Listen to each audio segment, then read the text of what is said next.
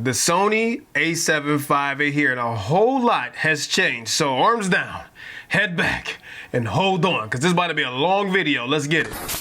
What's up, y'all? It's Tight Shirt Terry Warford. I'm back for another video. Hope you're having a fantastic day so far. Remember to be thankful for your freaking life today, because you did not have to have that. Let's get on with the meat potatoes. The Sony A7V. I've actually had this camera for about 2 weeks, and in this video I'm going to go over my experiences so far and also what's changed coming from the Sony A7IV. And I'm just going to say this real early in the video. People who are interested in Sony, I think you're going to be really pleased with this camera. Obviously not perfect, we're going to go through all that, but this is a pretty significant upgrade over the Sony A7IV. I also want to say, A, this video is not sponsored by anybody, so it's just me in this video, but B, any nitpicking that we're doing at this point is just freaking nitpicking, okay? All of these cameras, no matter if it's the Sony A7V, Canon R6 Mark III, Nikon Z6 IX, whatever camera we're talking about at this point, all of these cameras are way more than good enough. And any qualms are literally just us freaking nitpicking. And to be honest, if you can't get good photo or video with any of today's cameras, including this one, you freaking suck, okay? I don't have an A7IV anymore. I actually sold mine for this camera right here, the Sony A7R5, and I brought this because you're going to see a lot of these changes that the A7V has are borrowed from the A7R5, the Alpha 1 Mark II, and also the Alpha 9 Mark III. Although the A7IV is still a fantastic camera in 2025, it does have some things that are wrong with it. I had one for quite a while. I made like 15 videos on the A7IV. Some things that really were irritated with that camera. A, the overheating was a problem. B, the relatively slow sensor was a problem. C, the cropped 4K 60 was a problem. The stabilization wasn't that great. The rear display also wasn't that great. And it didn't have any of Sony's new AI features or AI autofocus. All of those things have been basically put on steroids in this camera. So I'm gonna cover the body first before we get into the innards, because the innards are actually where a whole lot of the changes have been made. If we go ahead and take this lens off, you'll see I almost dropped that freaking lens, a 33 megapixel sensor. However, this is partially stacked, which we're gonna talk way more about that on the back side. One of the major changes is we now have the 4-way articulating screen, just like the Sony A7R5 has. This is a very welcome change, and I'm glad Sony decided to put it in here and not skimp out on it. Also, the rear display is upgraded over the A7IV's rear display. The A7IV's rear display is like 1.03 million dots, something like that. Well, this one's a little bit bigger than the A7IV. It's the same size as the Alpha 1 Mark II, A7R5, Alpha 9 Mark III, and it's higher resolution, around 2 million dots versus the paltry 1 million dots that the Sony A7IV had. EVF remains the same. I almost put my whole finger on that sensor. Let's go ahead and put this freaking lens back on. The EVF is still 3.69 million dots, 120 frames per second refresh. Buttons, switches, dials are all unchanged. On the right hand side, we still have a CF Express Type A slot, also an SD card slot. On the bottom, if we flip over in the battery door, it still takes a Z battery, which this is a knockoff. I'm not condoning using knockoff batteries, but I can't find my official Sony battery, and they didn't send me one, so we're using knockoffs for now. However, there's some major changes to battery that you're gonna see is actually pretty freaking incredible.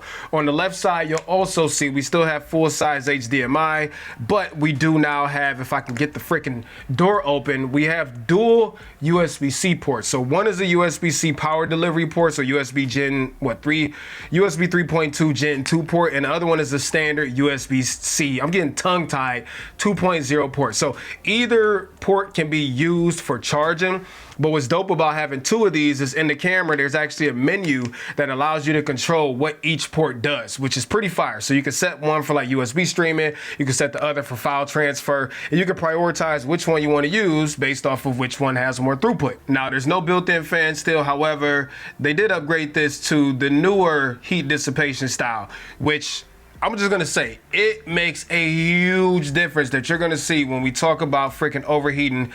Night and day difference over the Sony A7IV. Also, they added an extra microphone in here to help out with noise cancellation and all of that good stuff. And then the grip is a little bit deeper than the A7IV was also. It's more like, kind of like the A7R5 grip is. I think it's a little bit deeper than the A7R5's grip.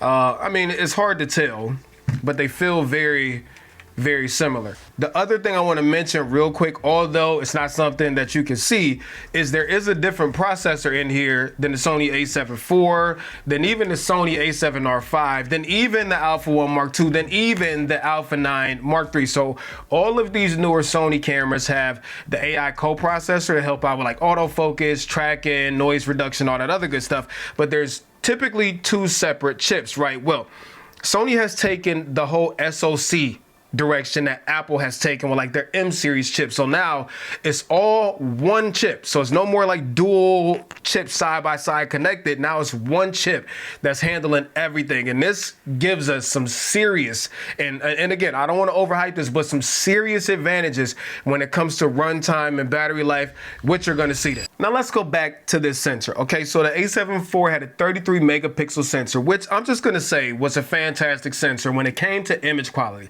The photos out of that camera, beautiful. The video out that camera, video. I mean, it was 4K oversample from 7K. So it's loads of dynamic range. And I really loved on the A7IV how it had that APS-C mode. And it's the same on the A7C II. You turn it on, you get an APS-C crop, so you get 1.5 times reach out of your lenses, but you still get 15 megapixel photos. The problem with that sensor, mad slow. So that means that we had to deal with like terrible roll and shutter performance and a 4K 60 crop. Well, this partially stacked sensor changes freaking all of that. We're talking roller shutter figures around the 12 millisecond range. Okay, now I didn't test this. I got that information from Gerald Undone. We talked on the phone. He was like, Terry, 12 megapixels. I was like, all right, bet, Gerald, 12 megapixels. I'm 12 megapixels, 12 milliseconds. But for a 33 megapixel camera, 12 milliseconds, I'm gonna go ahead and call that a W on Sony's behalf. And also what that gives us is way faster photography performance, okay? So still 10 FPS in mechanical, so that's not changed. However, we're now getting 30 frames per second in each shutter. However, blackout free on top of that with a maximum shutter speed at each shutter of 1/16,000th of a second. Now with the A7IV, A7R5, you could use each shutter on those cameras. Also, the issue was the sensor's so slow that when you move the camera, or if there's any type of movement in the scene when you're taking photos, for example, basketball, which I shoot all the time on my A7R5, you'll see when the basketball hits the floor and it bounces, it warps, okay? When you hit a baseball or something like that, you'll see warping of it because the readout speed is too slow. Well, 30 FPS with a way faster readout speed means that, especially because it's blackout free, that you can use each shutter now and fire off 30 frames in a second with full autofocus and auto exposure tracking, right? Up to 60 times per second.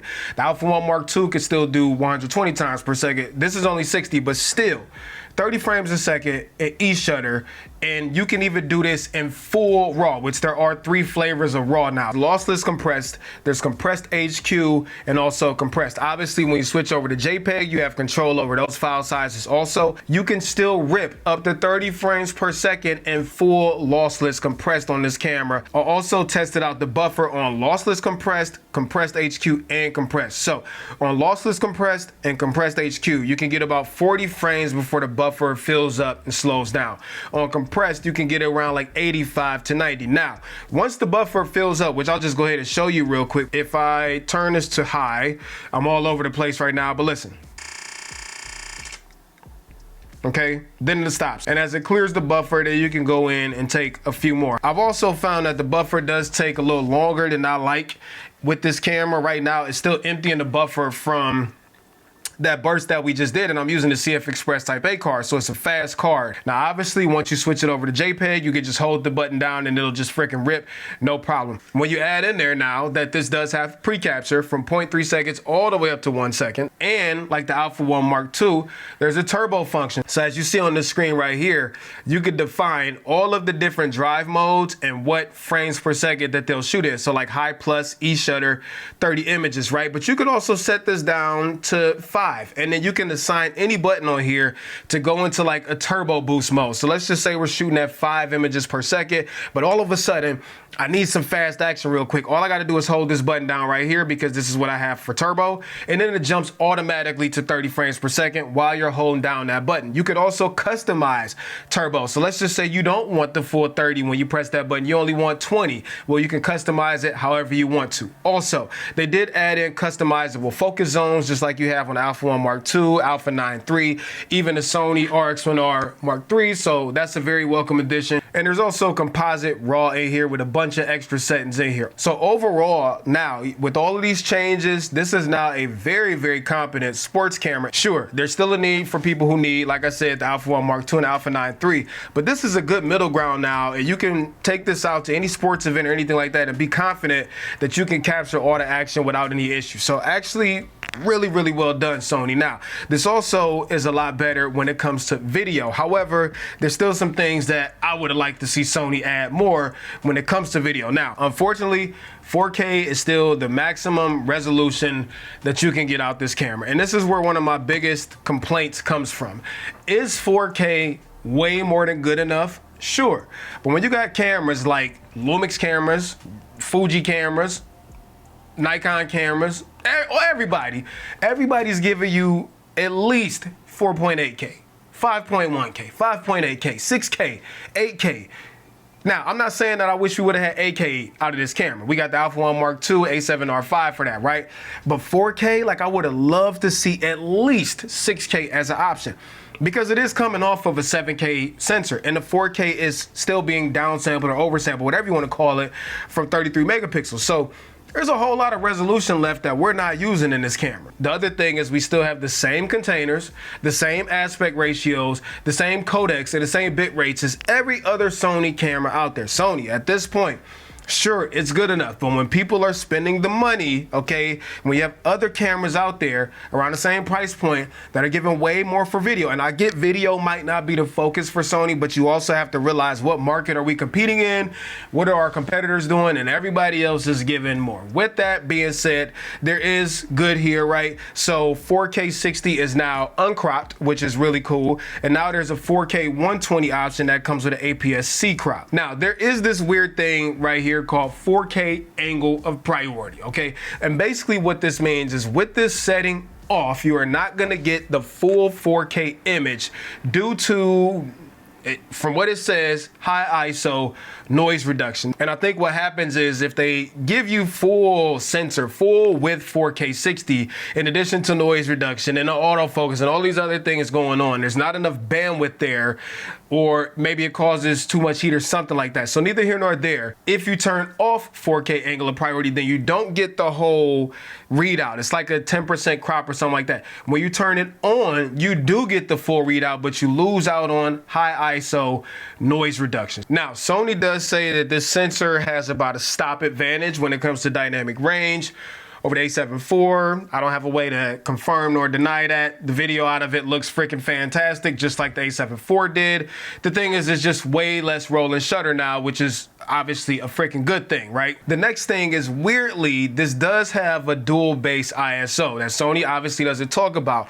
On the A7IV, I think it was 800 and either 2500 or 3200. Well, on this camera using S-Log, it is 800 and 8000. So you don't hit that second base to around 8000, which means up to 8000, things can get a little bit noisy. 1000, 1250, 1600, 2000, 2500, 3200, 4000, 5000, 6400, 8000, 10,000, 12,800, 16,000, 20,000, 25,600, 32,000, 40,000, 51,200. So yes, you do get your S-Log 3 in here, you get S-Anytone, you got your user LUTs in here, and also,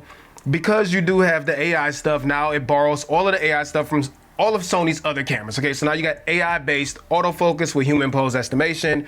Sony does say that this chip is a little bit more efficient than the other chips when it comes to predicting and all this other stuff. You get automatic subject detection of planes, trains, automobiles, freaking aliens, roaches, all of that stuff. And now we have the AI-based features in here. So now you get auto reframing, you get framing stabilizer, breathing compensation, focus map. Obviously, you can use it as a webcam, and you get dynamic stabilization also. Dynamic stabilization does still cost you 30%. So it's a 30% crop to get it. However, what's really good about this is because the processing architecture here is so much beefier, you don't lose out on any of this stuff when you switch over to 4K 60. So 4K 60, you're still getting access to dynamic stabilization, access to autofocus, access to all the AI features. And when you switch over to 4K 120, you still get tracking and all of that stuff. So that's a really good thing that you don't lose out on any of the AI stuff. The only thing you lose out in 4K 120 is dynamic stabilization. On the A7 IV, when you switched over to 120 frames per second, although it was 1080p, you will lose out on active stabilization. On this one, when you switch over to 4K 120, it still retains active stabilization, just no dynamic. Now, Sony also says that the A7V is now up to 7.5 stops of stabilization. So, in typical fashion, let's give it a try. All right, so this is the built-in mic. We're doing the 16 to 35 millimeter f4 PZG with no stabilization. This is completely off. Let's go ahead and switch stabilization on. I'm not trying to hold this steady at all. All right, stabilization has switched on just the standard. I'm not trying to hold it steady. This is how I would vlog, normal vlog length. So pay attention to the corners, see if we get mad wobbles. We have 16 millimeter. Now let's go ahead and turn on active. All right, so this is active stabilization. Again, we have 16 millimeters. Not trying to hold it steady, fully extended. This is vlog length with the 16 to 35 millimeter f4 PZG. Again, internal mic. Now let's go ahead and turn on dynamic. And then this is dynamic active stabilization. Again, not trying to hold it steady. 16 to 35 millimeter f4 PZG. Pay attention to the corners. All right, we're also gonna do 35 millimeter, no stabilization at all. Not trying to hold it steady so you can see what that looks like. All right, let's turn stabilization on. So this is standard stabilization. Again, I'm not trying to hold the camera steady. I'm just freaking holding it, 35 millimeters. All right. Now this is active stabilization. Should be a massive improvement. Comes at a cost of a little crop, but we all right with that. Not trying to hold it steady. This is at 35 millimeter. And then dynamic active at 35 millimeter. Again, not trying to hold it steady. I'm just holding it so you can see what it looks like. All right, let's talk real quick about processing, battery life, and cooling. Now, it is the same battery like I already told you. However, because it is the new processing architecture in here, what Sony's been able to do with overheating, thermals, record times, all of that stuff, it's about to blow your mind, okay? I am in Cleveland, Ohio right now. It's not hot outside, but I keep my apartment at like 78, 79 degrees, so it's warm in here, right? And I've done some testing, okay? I don't want y'all to see this real quick. So right now I have the A7V pointed at my TV. I have full autofocus tracking. The screen is flipped open at full brightness and everything. Now this is a third-party battery here. I don't condone running third-party batteries, but I do want you to see this. I've been at 4K 24, going on 2 hours and 3 minutes, and the battery is just now getting down to the warning. Also, if I touch the camera, it is barely warm to the touch. The A7 IV would have been overheated by now. So imagine if I was using an official Sony battery, how much longer this could have ran. So as you saw in 4K 24, this thing ran for 2 hours and 19 minutes, not one overheat warning, didn't give me any issues. The battery ran out. All right, now I did the same test also as you're about to see in 4K 60. All right, man, part 2 of our test. So I put in a partially charged battery that had like 3 notches on it, and yes, a third-party battery, which again, I don't condone. However, same temperature as yesterday. I got it set on 80 degrees, full autofocus and everything going, and right now we're filming in 4K 60, and we are currently at 1 hour 17 minutes, and the battery logo just popped up. Let me touch the camera to see how hot it is. It's for sure warmer than it was when we was filming at 4K 24 yesterday, but it's not hot. But neither here nor there. I would never film 4K 60 for this long, and I know this isn't super scientific, and we're indoors in controlled environments. We're not outside in the desert at 100 degrees, but the A7 IV could never do this, bro. So 4K 24 for over 2 hours and 20 minutes, 4K 60 at 1 hour and 20 minutes, and still going before this battery dies. So 1 hour and 20 minutes, and again, 4K 60, full autofocus, full tracking, everything. Screen turned all the way up to max brightness, and it still lasted for 1 hour and 20 minutes. And again, had I been using an official Sony battery, I probably could have got 2 hours easy. Again, I haven't tested it out there in 90-degree heat, but if this is any indication of how much better this thing performs over the Sony A7IV, I have to call this a complete W, because the A7IV, even in situations like this, would overheat using 4K 24, 4K 30 in 30 minutes, sometimes a lot faster than that. So the fact that this can last, what, 4 or 5 times as long using the same battery is wild. And I think that needs to be like celebrated, because, you know, most companies, to get more battery life, they have to put bigger batteries, or a lot of times you see these manufacturers changing the battery technology, adding more cells, reconfiguring the battery, whatever. This is still the same battery that all of Sony's other full frame cameras have been using for who knows how long, and somehow they're able to squeeze like an extra 50% efficiency and power out of these same batteries. And I think that needs to be honestly freaking talked about. Well done, Sony, on the A7V when it comes to processing, thermal, efficiency, overheating, all of that. It's wild. Great job. Now, if there's any features that I missed, if you look at the Alpha 1 Mark II, the Alpha 9 III, or the RX1R Mark III, any of Sony's newer cameras, all of that stuff when it comes to AI and all of that stuff is in the camera. And the last thing that we need to remember is, yes, with Sony, you do get access to their entire lens ecosystem, which cannot be understated. I know the Canon R6 Mark III is out there, which is a fantastic camera, and there's going to be a lot of people that are wondering, should I go R6 Mark III, or should I go A7V? Should I go R6 Mark III, should I go A7V?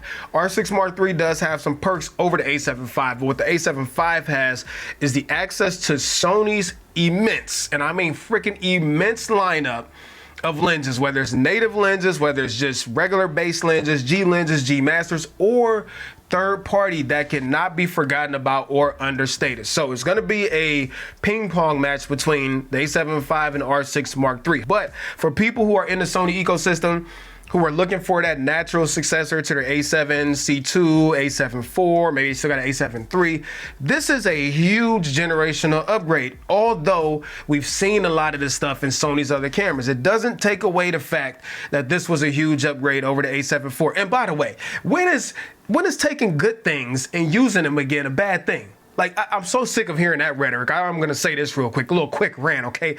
Oh, Sony just puts the latest autofocus. It's the best autofocus out there. Who cares? Like, why wouldn't they? So on and so forth, okay? Every manufacturer does it out there. This is why you see they take the Hemi engine in Mopar cars. You see the Hemi in a Hellcat. You see it in the Challenger. You see it in the Durango. You see it in the G. It's a great engine. So there's nothing wrong with taking good things from other things and putting them in something to make it also a good thing. I don't find anything wrong with that. I think the only qualms I could come up with the A7V is I would like to see more when it comes to resolutions and codecs and stuff like that.